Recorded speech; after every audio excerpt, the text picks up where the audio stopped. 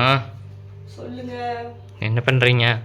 நீ கேசரி கட்டில அதான் சரி செய்யலான்னு. நீ வேற எல்லாம் எடுத்து வச்சுட்டு போயிட்ட. கேட்டா இப்போ நீங்கள் செய்யுங்கிற. அதனால சரி இருக்கிறத வச்சு ஏதோ ஒன்று செய்யலாம் அப்படின்ட்டு ரெடி பண்ணியாச்சு. செய்யலாமா? செய்யலாம். ம் ரெடி. இப்போ நீ இருக்கிறத வச்சு நம்ம செய்ய போகிறோம். ஓகேவா? செய்யுங்க. நெய் ஊற்றி வச்சிருக்கிற நெய் அதிகமாகவே ஊற்றி வச்சிருக்கிற. அது வந்து ஓகேவா? சரி பரவாயில்ல. நெய் ஊற்றுறவுக்கு டேஸ்ட்டாக தான் இருக்கும். சரி நெய்யில் நம்ம இதெல்லாம் போட்டுடலாமா? போடுங்க போடுங்க வரேன்.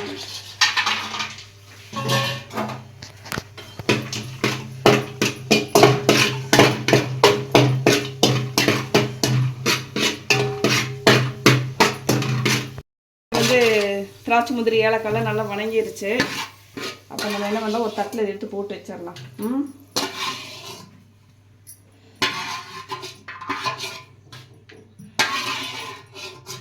சரியா?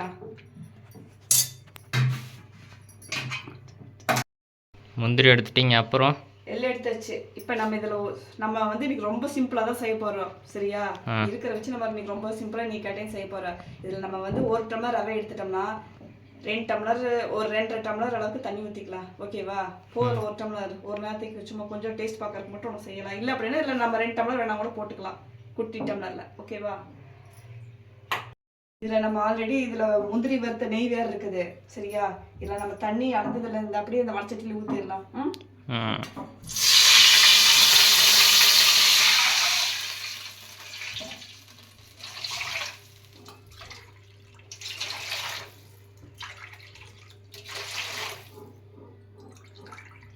ஒரு 4 டம்ளர் தண்ணி. குட்டி டம்ளர் 2 டம்ளர் ரவைக்கு 4 டம்ளர் தண்ணி. ஓகேவா?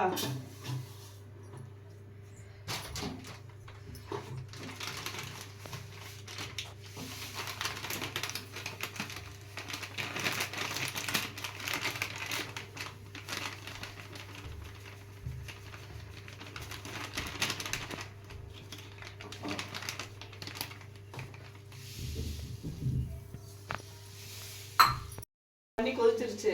இப்போ நம்ம ரவை கொட்டிடலாமா? ரவை கொட்டி அப்படியே கிளறிடலாம். கொட்டுங்க.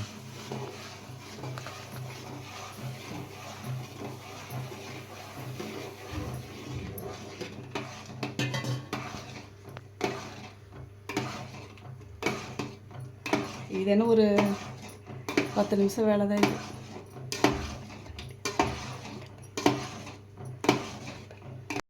ரெடி ஆயிடுச்சா?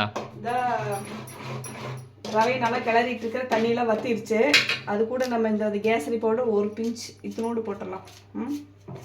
இத்தினோடு போட்டாலே நல்லா கலர் வந்துடும். ஓகேவா?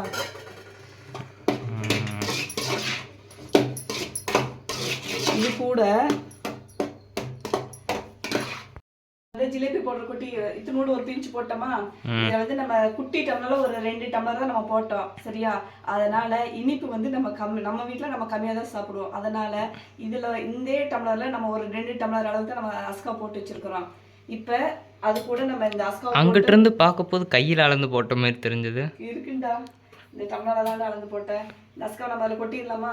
இன்னும் இனிப்பு அதிகமாக வேணுங்கிறவங்களுக்கு அதிகமாக அஸ்கா சேர்த்திக்கலாம். கூடிய சீக்கிரம் சுகர் பேஷண்ட் ஆயிரும். ஆமாம்.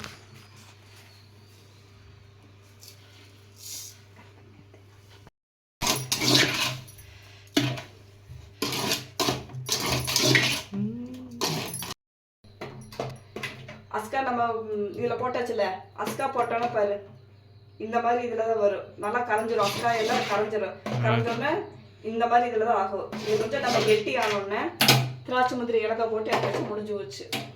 முடிஞ்சா அவ்வளோதான். 10 நிமிஷம் வேலை தான். இப்போ ஓரளவுக்கு கேசரி வந்து கெட்டியாயிடுச்சு. சரியா? அப்போ நம்ம என்ன பண்ணுறோம், இறக்கி வைக்கிறதுக்கு முன்னால் திராட்சை முந்திரி ஏலக்காய் எல்லாம் நம்ம ஒட்டுக்காத நெய்யில் ஒட்டு வறுத்து வச்சிருக்கிறோம். அதை வந்து நம்ம இப்போ கொட்டிடலாம். கொட்டி ஒரு 2 மினிட்ஸ் இருந்தால் நம்ம இறக்கி வச்சிடலாம். ஓகே.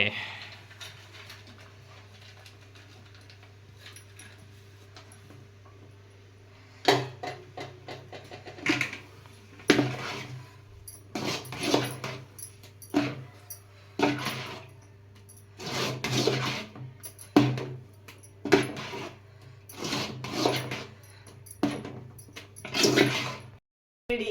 ஆனால் முந்திரி வந்து இன்னைக்கு கம்மியாக தான் இருக்குது. வீட்டில் திராட்சை அதிகமாக இருந்துச்சு, ஏலக்காய் அதிகமாக இருக்குது, முந்திரி கம்மியாக தான் இருந்துச்சு. அதனால் இன்னைக்கு செஞ்ச கேசரியில் முந்திரி வந்து கம்மியாக தான் இருக்கும். சரியா? டேஸ்ட் நல்லா இருக்கும். இந்தா சாப்பிடும்.